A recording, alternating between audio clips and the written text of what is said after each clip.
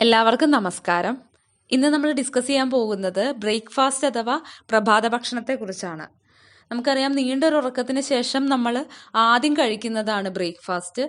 ഈ ബ്രേക്ക്ഫാസ്റ്റിൽ നിന്നാണ് ഓരോ ദിവസം പ്രവർത്തിക്കാൻ ആവശ്യമായിട്ടുള്ള ഊർജത്തിൻ്റെ പകുതി ശരീരത്തിന് ലഭിക്കുന്നത്.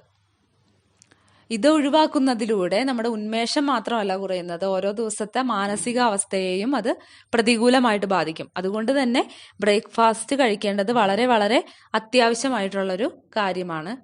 ജോലി തിരക്കുകൾ കൊണ്ടാണെങ്കിലും കുട്ടികളുടെ പഠന തിരക്കുകൾ കൊണ്ടാണെങ്കിലും കൂടുതൽ പേരും ഒഴിവാക്കാൻ സാധ്യതയുള്ളതാണ് ഈ ബ്രേക്ക്ഫാസ്റ്റ്.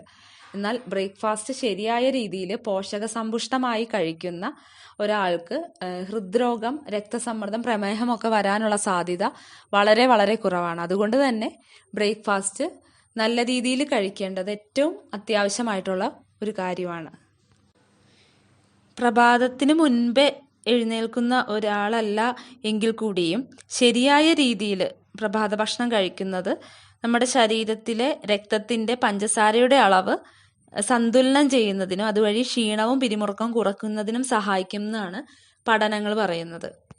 നമ്മൾ കൂടുതൽ പേരും ബ്രേക്ക്ഫാസ്റ്റ് ആയിട്ട് കഴിക്കുന്നത് ചപ്പാത്തി, പുട്ട്, ദോശ, ഇഡലി, അപ്പം അങ്ങനെയുള്ള ഐറ്റംസാണ്. ഇനി നമുക്ക് കുറച്ച് ടിപ്സ് അതുമായിട്ട് ബന്ധപ്പെട്ട് നോക്കാം.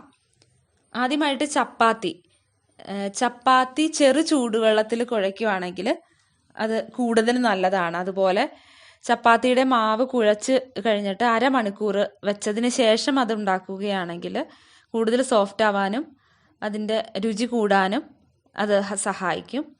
അതുപോലെ ചപ്പാത്തിക്ക് കുഴയ്ക്കുന്ന മാവിൽ പഴം ചേർത്ത് കുഴച്ച് കഴിഞ്ഞാൽ കൂടുതൽ മയം കിട്ടുന്നതാണ്.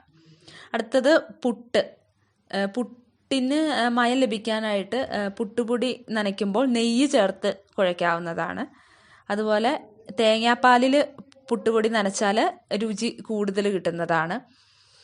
ഇനി അടുത്തത് ദോശമാവിൽ അല്പം ഉലുവ ചേർത്താൽ നല്ല നിറവും രുചിയും ലഭിക്കാനായിട്ട് സഹായിക്കും. അതുപോലെ മാവ് പെട്ടെന്ന് പുളിച്ച് കിട്ടാനായിട്ട് തൈര് ചേർത്താൽ മതിയാവും. ദോശമാവ് പുളിച്ച് പോയി കഴിഞ്ഞാൽ 1 കപ്പ് തിളപ്പിച്ചാറിയ പാല് ചേർത്താൽ മതി.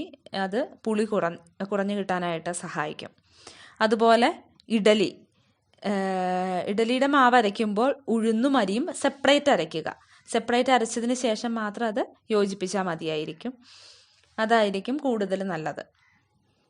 ഇനി അരി കുതിർക്കുമ്പോൾ ഒരു പിടി അവൽ കൂടി കുതിർത്ത് അരച്ചു കഴിഞ്ഞാൽ ഇഡ്ഡലിക്ക് നല്ല മയം കിട്ടും. അതുപോലെ പാലപ്പം ഉണ്ടാക്കുമ്പോൾ മാവിലൊരു മുട്ട ചേർത്ത് കഴിഞ്ഞാൽ സ്വാദ് കൂടുതൽ കിട്ടാനായിട്ട് ഹെൽപ്പ് ചെയ്യും. അതുപോലെ അപ്പത്തിൻ്റെ മാവ് അരച്ച ശേഷം അതിൽ നിന്ന് അല്പം എടുത്തിട്ട് കുറുക്കി മാവിൽ ചേർത്ത് വെച്ചാൽ അപ്പത്തിന് നല്ല മയം കിട്ടുന്നതാണ്. ഇത്രയും ടിപ്സും ആണ് അതുമായിട്ട് റിലേറ്റ് ചെയ്ത് പറയാനുള്ളത്. അപ്പോൾ ബ്രേക്ക്ഫാസ്റ്റ് നല്ല പോഷകസമൃദ്ധമായിട്ട് കഴിക്കാനായിട്ട് ശ്രമിക്കുക. പ്രോട്ടീൻ കൂടുതൽ അടങ്ങിയ കാര്യങ്ങൾ അതിൽ ഉൾക്കൊള്ളിക്കാൻ ശ്രമിക്കുക. അപ്പോൾ ഇത്രയും കാര്യങ്ങളാണ് ഇന്നത്തെ വീഡിയോയിൽ ഉൾക്കൊള്ളിച്ചിരിക്കുന്നത്. വീഡിയോ ഉപകാരപ്രദമായെങ്കിൽ തീർച്ചയായിട്ടും നമ്മുടെ ചാനൽ സബ്സ്ക്രൈബ് ചെയ്യുക. എല്ലാവർക്കും നന്ദി.